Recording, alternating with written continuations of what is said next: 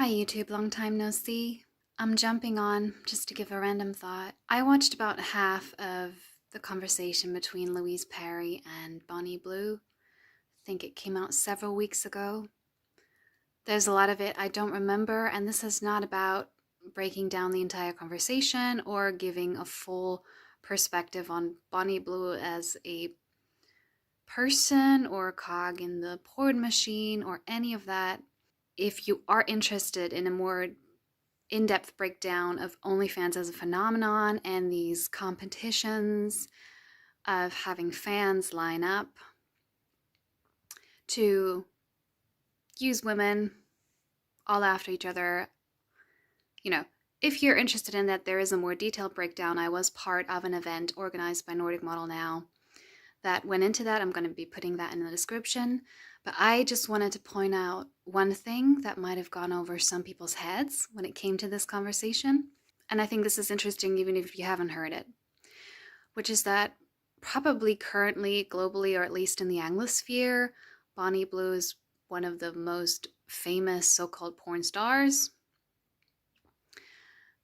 And Louise Perry asked her how she handles fans, which I would call them prostitution buyers. I don't consider what's happening on fan meets anything but prostitution with slightly different routines and recorded and then broadcast as pornography.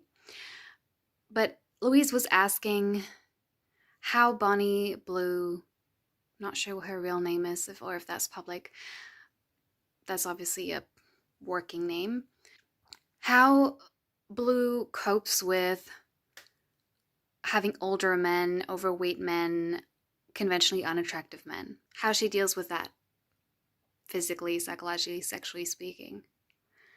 And Blue does say she needed time to acclimatize, which is standard in the sex industry, unless someone has been through copious amounts of abuse as a child or young adult, sexually enduring strangers and feeling like you're good at it. It's really just dissociation. It's not like your body and psyche are actually unharmed, but you can delay the impact for weeks, months, or years by successfully dissociating. Right? Blue wasn't born with that. She had to learn it like everyone else by going through it.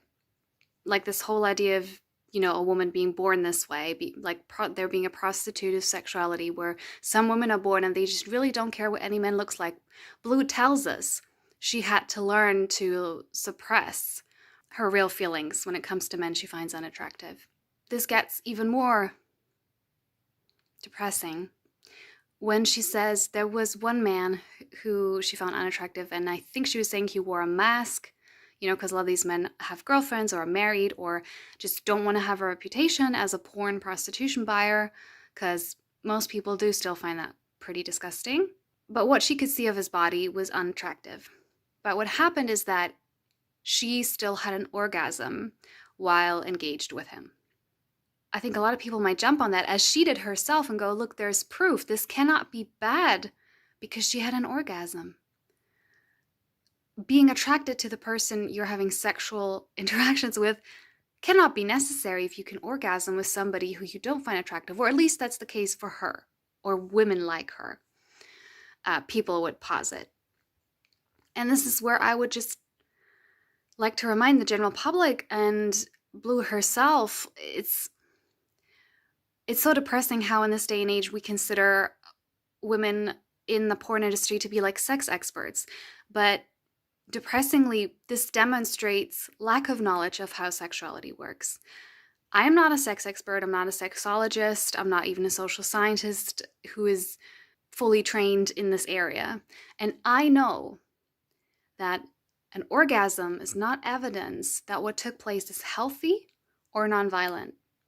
Both men and women have orgasmed in all kinds of sexual situations that were unhealthy.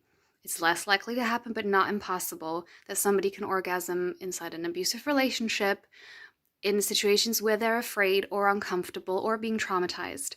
Because the reality is that our body can react mechanically. Yes, the female body too. The female body is not some mysterious impossible machine that is incredibly difficult to stimulate.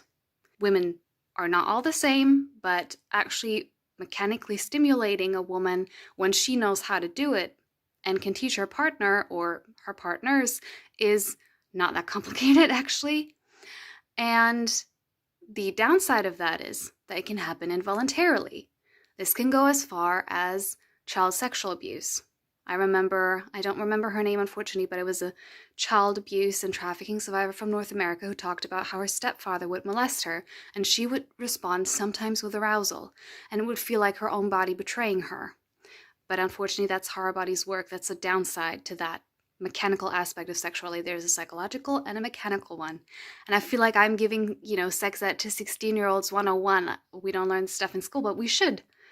And this is one of these things that's so complicated about our sexual culture, where we want to move away from violence, degradation, humiliation. We want to move towards eye level, female pleasure, all of those things. And in the middle, we have to learn that while, of course, female orgasm is one of the goals of that new sexual culture it's nowhere near like on the horizon, but it's what we would hope for. That doesn't mean that every time a woman has orgasm in a situation, this is therefore a healthy situation. And I'm not surprised this is what Blue experienced. I'm sure this has happened to some women in prostitution. Because like I say, it can happen in all kinds of situations. It does not mean that situation's good for you. It means your body had a mechanical response that somebody got right through skill or through luck. Doesn't mean they're good for you. They could be profoundly harming you, even though you had that experience. And there's so much wrapped up in this. You could probably write a book about this, like how dissociated we are as a culture, how we call the most dissociated women our sex experts, our sex queens, our sex boss girls, etc. Like, we're at such a fucked up point. Not that things were great 5,000 years ago. It's just the modern reiteration of all this crap in the internet age is just so upside down, and the general public's knowledge and young women's knowledge about our bodies is still pretty abysmal, considering that the information is theoretically there on the internet. Well, then there's all the counter propaganda from porn. You cannot learn good or healthy sex or connection from pornography. I'm not the first to say this. You can learn how to endure things that some men like, not even all of them, though increasingly they're being conditioned that way. And you're going to learn plenty of things that are statistically incredibly likely to injure you, like talking about strangulation. That's another thing. It doesn't matter if it brings you to orgasm. Decreasing your oxygen intake, which happens during strangulation, colloquially known as choking, but it is always strangulation, and it always risks brain damage and death every time. There is no safe way to do it. That might make you feel good because oxygen deprivation makes you kind of high. And that might make the sexual experience more exciting. Still not good for you. We still have so much purity culture to deal with. We have so much religious fundamentalism across the world, and even secular societies still have a lot of that shame culture that is anti-sex, that is anti-pleasure, that is anti-healthy, age-appropriate exploration. And then we have the overcorrection that comes from some other fields, and of course we have a lot of hypocrisy and religiosity. And we are so struggling to find that healthy middle ground where we don't suppress ourselves, we don't regulate the movement and dress of women to supposedly protect them, which we know purity cultures have really horrendously high rates of abuse of children, young women, and plenty of young men. At the same time, like the polar opposite, the porn culture, and these are not mutually exclusive, I'm just saying, like, or like the uber liberal culture where like everything that's sexual, everything that involves orgasms is great. Somebody has an orgasm, usually it's enough if just the man has an orgasm, but you can trick people into thinking something's even better if the woman had one too. And then to square that complexity that, right, again, just because somebody had an orgasm or even both does not mean what happened was necessarily healthy. I can understand how many of us are probably incredibly confused in this culture. Like, maybe you've been denying yourself, maybe you come from a fundamentalist background, or just, or you've been afraid of sex due to porn culture. It was such a common phenomenon. That was a huge thing when I was a teen already. And that's now almost 10 years ago. And so, like, pleasure or sex is dangerous and creepy. And then trying to find your way in all of that is so hard. And then you maybe do have a positive experience, but something about it is off. And then, right, someone like me comes along and tells you, well, just because that felt good doesn't mean it's good for you. I understand that this is confusing and painful, and most of us don't even know who we would be sexually without pornography. And it's seemingly polar opposite purity culture. I understand this is tough.